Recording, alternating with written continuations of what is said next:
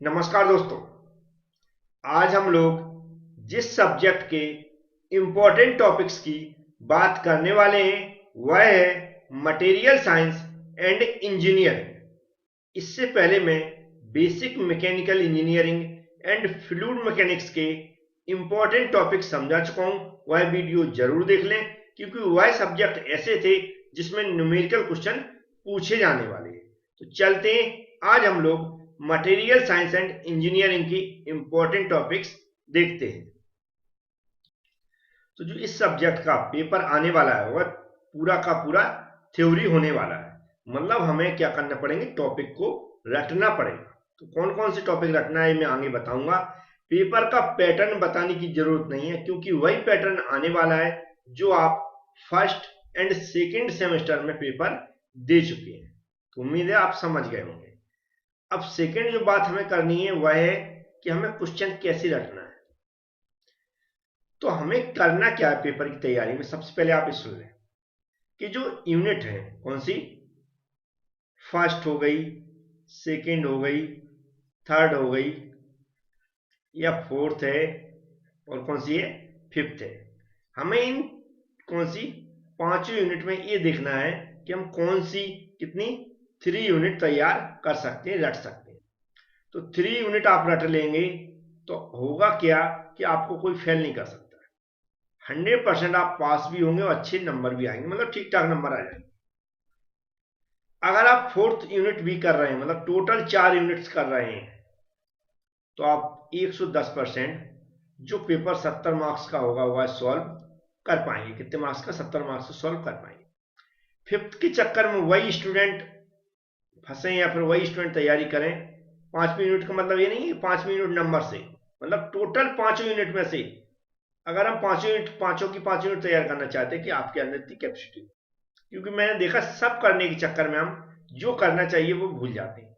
तो पहले आप टारगेट बनाएं कि 3 यूनिट हमें बहुत अच्छे से तैयार करना है, बिल्कुल रटी होनी चाहिए।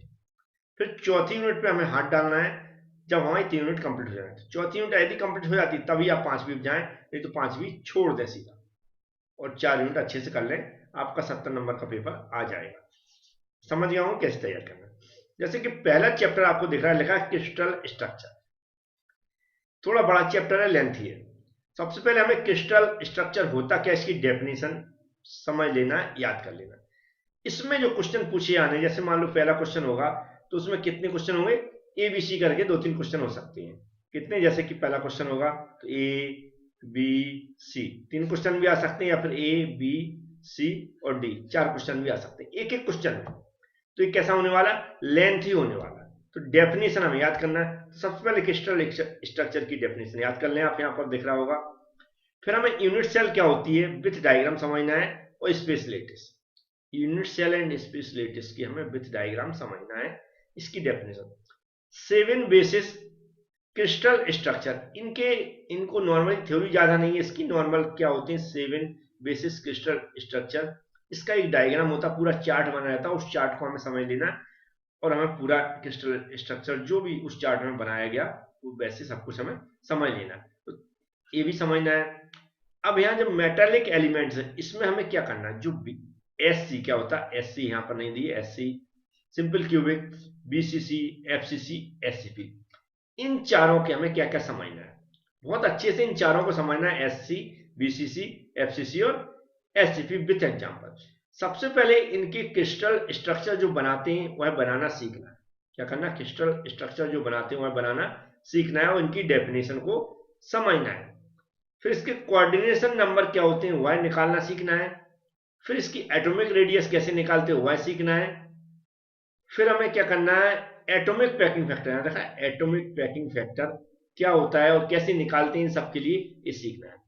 सिर्फ एक टॉपिक है एससी, बीसीसी, एफसीसी, एससीपी, इनके बारे में हमें सब कुछ अच्छे से समझना है। सब कुछ मैं समझा चुका हूं कहां पर, वीडियो के अंदर, और जो हमारी पीडीएफ मैंने प्रोवाइड कराई एप्लीकेशन के अंदर, देखी होगी आपने, उसके अंदर हिंदी और इंग्लिश में पीडीएफ याद रखें।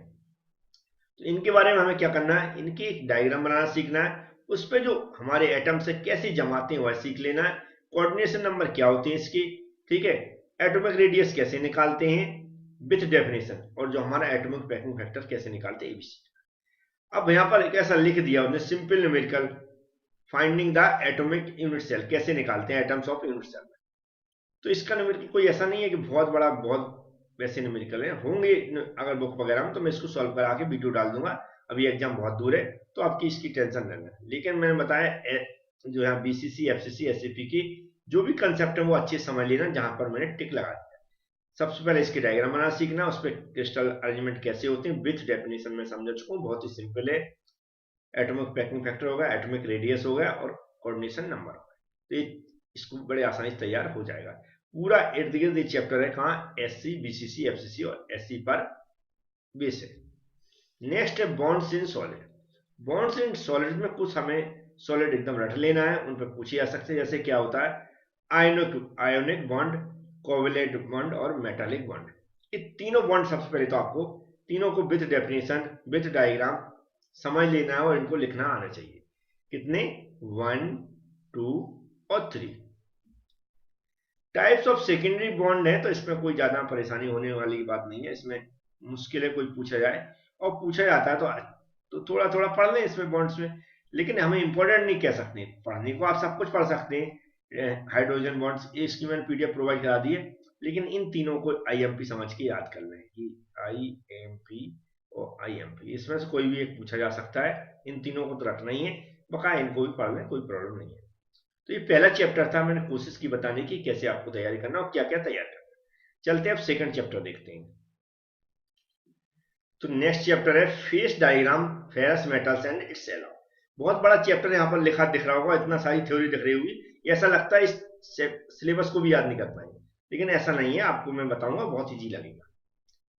और आप लोग अभी थर्ड सेम में और 6 सेम तक आपको पढ़ना है, उम्मीद है इसी तरह आप चाहेंगे 8 सेमेस्टर में आपकी तैयारी करवाऊं, तो चैनल को सब्सक्राइब कर लें, बेल आइकन पर क्लिक कर लें, जिससे कि जब भी मैं वीडियो बनाना स्टार्ट करूं उसकी नोटिफिकेशन पहुंचती रहेगी, और आप भूलेंगे भी नहीं, क्योंकि नोटिफिकेशन बार बार पहुंचेगी तो आपको याद रहेगा इस चैनल से हमें इस सारे सब्जेक्टों की तैयारी करना है। तो चैनल को सब्सक्राइब करना ना भूलें, वो बेल आइकन पर क्लिक करके रखें। अब यहाँ ध्यान से समझेंगे हम लोग फेस डायग्राम के बारे में।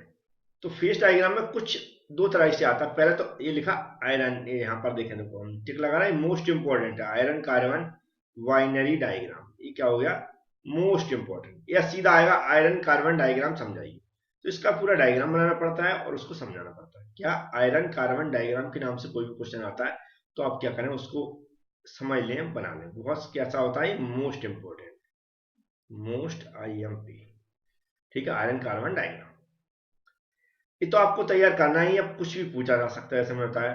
अब आयरन कार्बन डायग्राम पूछ लिया, या फिर उसने क्या कर लिया जी, जो यहाँ टर्म लिखे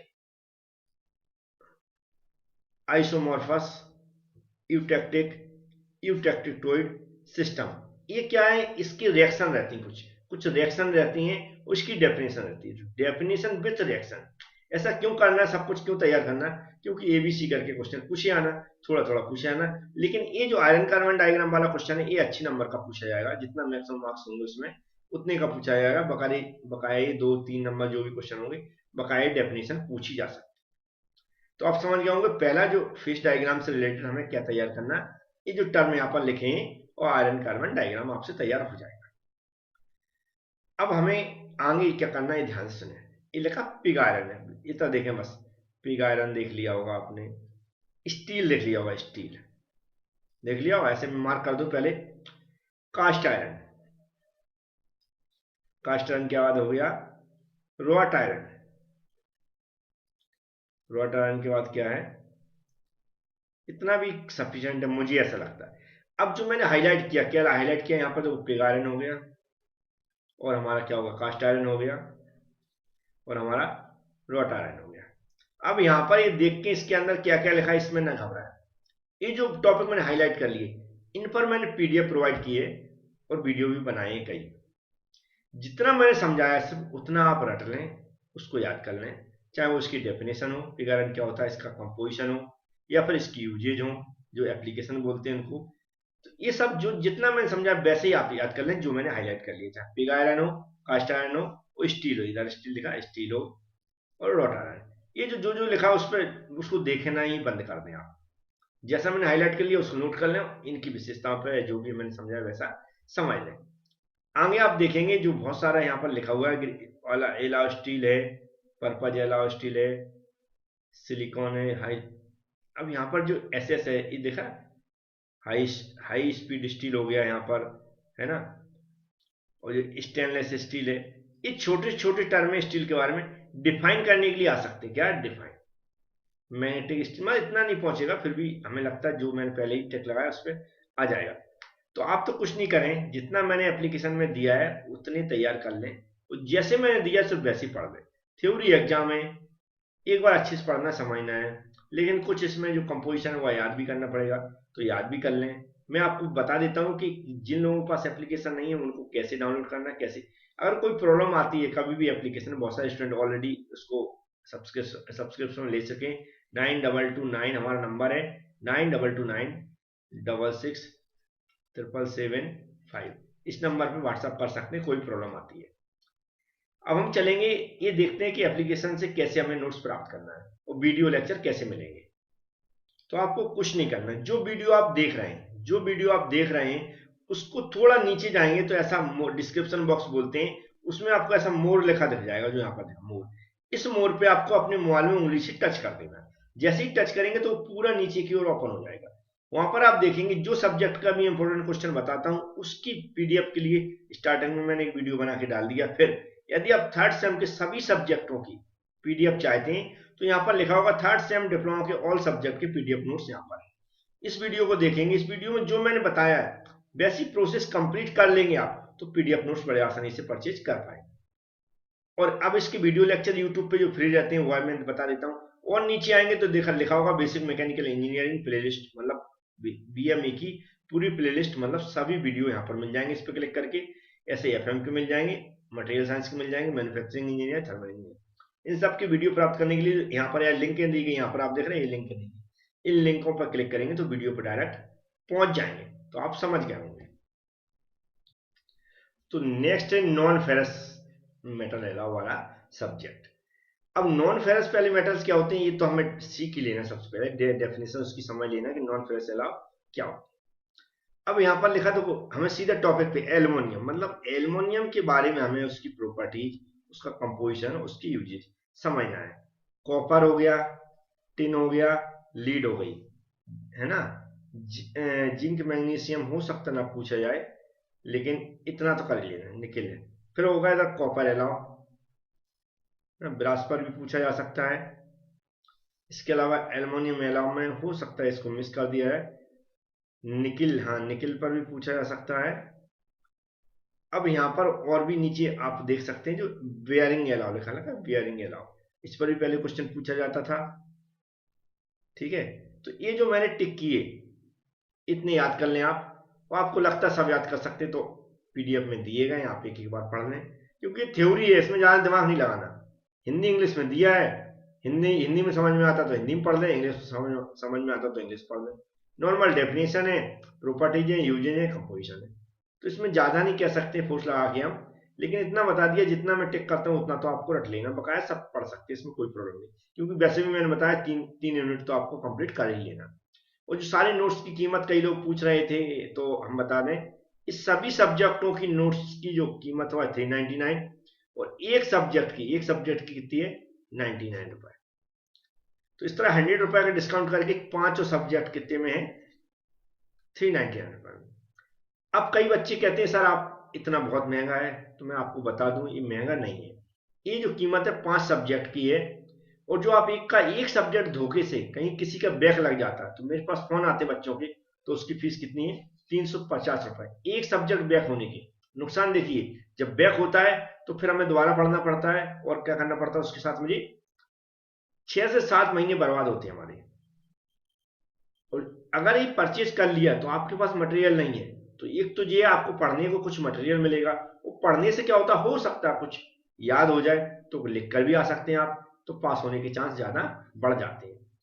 लेकिन यदि आप आलस करते परेशान होते हैं, क्योंकि पैसा तो कहीं ना कहीं लग रहा है आपका, पेपर बैक होता तब भी लगता है और यहाँ भी लगेगा, लेकिन यहाँ पर सिर्फ इतने पैसों में पांचों सब्जेक्टों के निकलने के चांस बढ़ जाते हैं, और आप ऐसा नहीं कर पा रहे तो इधर अगर ऐसे बढ़ते जाते सब्जेक्ट तो इसका मल्टीप्लाई करते हुए जाएं तो आपको कितना हो जाता है। अगर 2 सब्जेक्ट में होते तो कितना हो जाता, 700 हो जाते, मतलब 2 ही सब्जेक्ट में इससे ज्यादा फीस निकल जाती है। समझ गए होंगे आप। तो ये थर्ड चैप्टर तक आप थ्योरी एग्जाम में अच्छे से रट लें, सिर्फ कम से कम कुछ करें ना करें तो जो मैंने थ्योरी प्रोवाइड कराई उतना तो आप अच्छे से तैयार कर लें और समझ लें। फोर्थ यूनिट है उसको समझते हैं उसमें क्या है ऐसा।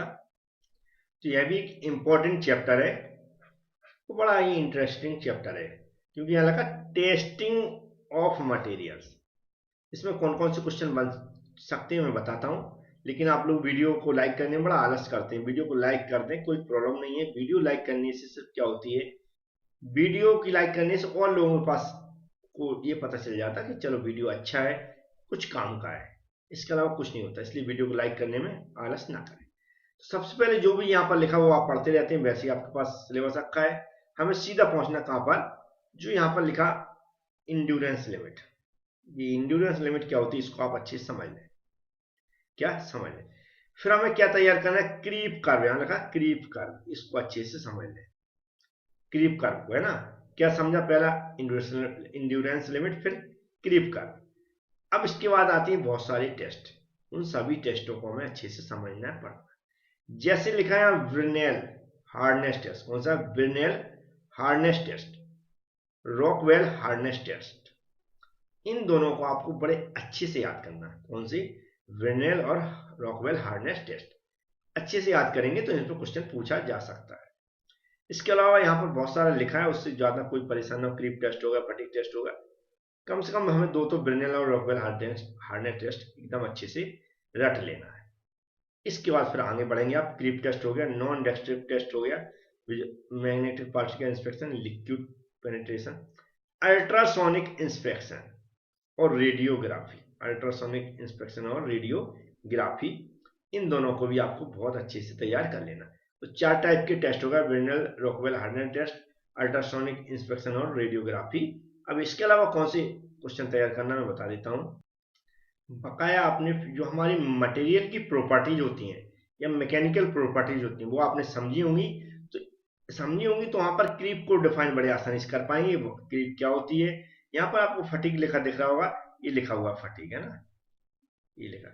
फटीग क्या होती है, या इस तरह की कुछ प्रॉपर्टी होती हैं जो इस टॉपिक से बहुत सारी प्रॉपर्टीज रिलेट करती हैं, मिलती जुलती हैं। जैसे डक्टिलिटी क्या हो गया, मेल्बिलिटी क्या हो गया, ब्रिटल फ्रैक्चर क्या है, तो ये प्रॉपर्टीज के अंदर आती है। वो प्रॉपर्टीज आपने याद करेंगे तो उम्मीद है इससे बहुत सारे और भी थ्योरी क्वेश्चन बन जाए। तो जो बेसिक क्वेश्चन है जो अच्छे नंबरों को पूछे जा सकते हैं, वह होगा टेस्ट, जो ब्रिनेल टेस्ट, रॉकवेल टेस्ट, जो अल्ट्रासोनिक इंस्पेक्शन और रेडियोग्राफी। छोटे छोटे क्वेश्चन में आते हैं इंड्योरेंस लिमिट हो गया, हमारा क्रीप कर्व हो गया। इसके अलावा और छोटे क्वेश्चनों में जो हमारी प्रॉपर्टी है उसकी डेफिनेशन है। तो ये 4 यूनिट हो चुकी हैं, ये 4, इनको अच्छे से रट लें। कम से कम उतना तो रट लें जितना मैंने बताया है, बकाया ज्यादा के चक्कर में ना फंसे, परेशान ना हो। 5th यूनिट में क्या है, सिर्फ इतना तो देख लेते हैं कम से कम। तो ये 5th यूनिट थोड़ी सी बड़ी यूनिट है, बड़ी है ना, लेंथी कह सकते हैं, बहुत सारे अजीब से क्वेश्चन हो सकता है, आप इसको एक को भी तैयार ना कर पाए। तो जो 4 यूनिट बताएं उतने अच्छे से तैयार कर लें, इसमें कुछ क्वेश्चन कम से कम पढ़ लें अगर आपको टाइम मिलता है तो नॉर्मली जो कोरोजन लिखा है, कोरोजन क्या होता है, क्या इससे अफेक्ट होते हैं, कैसे इससे बचाव किया जा सकता है, ऐसे लिखा कॉजेज, क्या कॉजेज हो सकते हैं, क्या कैसे इससे बचाव किया जा सकता है। इस तरह थोड़ा सा थ्योरी पर्पज से कोरोजन के बारे में आप पढ़ लें, समझ गए होंगे। इसके अलावा फिर आप यहाँ पर बहुत सारे लिखे हुए हैं, जो इलेक्ट्रोकेमिकल क्या लिखा, रिएक्शन लिखा है, इलेक्ट्रोलाइट्स लिखा है, ये छोटी छोटी डेफिनेशन बनेंगी तो बना। फैक्टर अफेक्टिंग कोरोजन, तो मैंने कहा था फैक्टर्स के बारे में। तो कोरोजन के बारे में आप ज्यादा से ज्यादा इन्वायरमेंटली क्या क्या प्रॉब्लम हो सकती है देखो लिखा हुआ है। तो जैसा मैंने बताया टाइप्स ऑफ कोरोजन है ना, तो इस चैप्टर के अंदर कोरोजन के बारे में जितना मैं समझाऊंगा या जितना मैं वीडियो में बताऊंगा या जितना मैं पीडीएफ में बताऊंगा उतना ही सिर्फ आप तैयार करें।